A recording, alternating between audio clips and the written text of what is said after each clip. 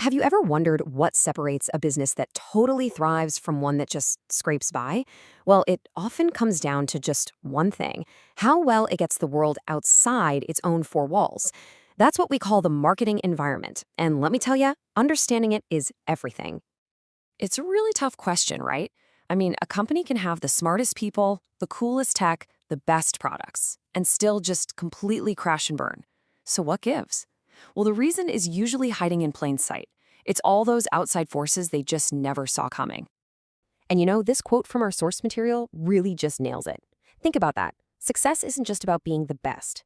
It's about being the best fit.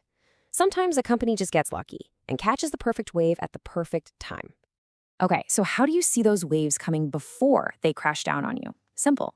You turn on your business radar. In the marketing world, we have a name for this. It's called environmental scanning. And it's basically the key to navigating all the opportunities and threats that are always popping up on the horizon. Now, the key words here are early signs. Seriously, this is not about reacting to problems after they've already hit the fan. Nope. This is about anticipating them. It's about spotting that tiny little trend or that far-off threat that could literally reshape your entire industry. That's what gives you the time to breathe and figure out exactly how you're going to play your cards. All right, any good radar has to look both near and far, right? So we're going to start by scanning close to home, in what we'll call the inner circle. These are the players you deal with every single day, the ones that have a direct, hands-on impact on your business. Let's break them down. First things first, scanning always starts at home. You have to look in the mirror. What's your company culture like? Are you innovative or kind of stuck in your ways? Is your management team quick and agile, or does it take forever to make a decision? All these internal things, your mission, your cash, your people, they determine how well you can actually react to the outside world. It is the absolute foundation for everything else. Okay, next up on the radar, your suppliers. I mean, just think about it for a second. A single price hike on a key material or one little shipping delay from a partner, it can set off a whole domino effect. Suddenly your costs are up, your production is stalled, and yep, that's going to hit the final price your customer has to pay. Then you've got your intermediaries. These are the folks that help you sell. The wholesalers, the retailers, the agents. But here's the catch, and it's a big one. They aren't really on your team. They are their own independent businesses. And if your competitor comes along with a slightly better offer, boom, they could easily decide to feature that product right next to or even instead of yours. Now, this is a huge point, and so many businesses get this wrong. Your competition is way broader than you think. It's not just the other coffee shop down the street. No, you're competing for a customer's limited cash against Netflix, a new pair of sneakers, a weekend trip. You're literally competing against everything else they could possibly spend their money on. Next, the public. See, every business needs what you could call a social license to operate. And no, that's not some piece of paper from the government. It's the goodwill you have with investors. It's the kind of coverage you get in the media. It's how the local community feels about you. You have to earn that support. Because believe me, ignoring these groups can throw up some serious roadblocks. And finally, we get to the very center of that inner circle, the ultimate boss, the customer. Every single other player we've just talked about, they all exist for one reason: to serve the customer. If you can't meet their needs, well, then nothing else even matters. The customer is the whole reason you're in business in the first place. Okay, so we've scanned our immediate play space. Now it's time to point that radar outwards, way out to the horizon. We're now looking at the macro environment. These are those massive societal forces that, let's be honest, you can't control, but you absolutely 100% have to adapt to them. These are the big waves. So there are 5 major outer forces that are like the currents and tides shaping the entire landscape. Getting a handle on them is key to survival. So let's take a quick look at each one. First up, we've got the demographic force. This is basically just the study of the human population. Things like age, gender, income, education, and any shifts in these things can completely change what people want and what they need. And here's a perfect example of that. In the UK, the population is getting older. So what happens?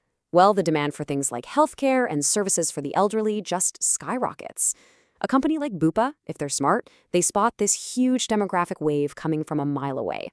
They tailor their services, and they ride that wave to incredible growth. Next up, political and legal forces. Think of these as the official rules of the game, set by governments. A new law, a different trade policy, a new regulation, any of these can totally rewrite the rule book for an entire industry, creating a whole new set of challenges and sometimes opportunities. I mean, just think about the impact of GDPR, the big data privacy law.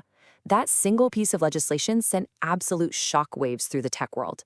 It forced giants, I'm talking Meta, Google, to completely re-engineer how they handle customer data from the ground up.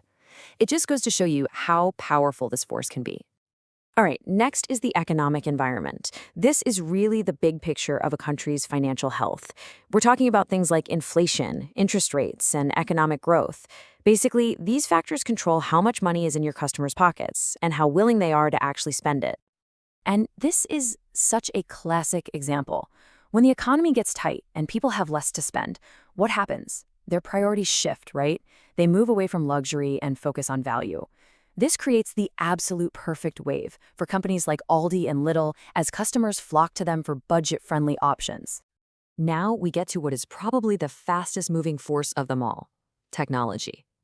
Technology doesn't just improve old stuff, it creates entirely new industries, seemingly out of thin air. And it can make other ones totally obsolete, pretty much overnight. Just look at Tesla. Their success wasn't just because they designed a cool-looking car. No way. It was built on a revolutionary leap forward in battery technology. That one innovation didn't just give them an edge, it basically kick-started the entire modern EV revolution we're seeing today. So, okay, let's put this all together. We have the inner circle, those are the players you can actually influence. And then you've got the outer forces, those big waves you just have to adapt to.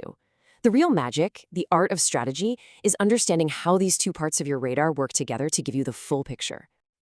So here it is, the whole shebang. On one side, you've got your inner circle, your customers, your suppliers, the actors you can directly talk to and influence. On the other side, you have the outer forces, those huge waves of economics and technology that you have no choice but to adapt to. And at the end of the day, real success isn't just about having the best, shiniest ship. It's about being a brilliant navigator on a sea that is constantly changing. Because if there's one thing you can count on, it's that the world's never, ever stops changing. There are always new competitors, new technologies, new customer demands popping up on the horizon. So the only question that really matters for any business, big or small, is this one.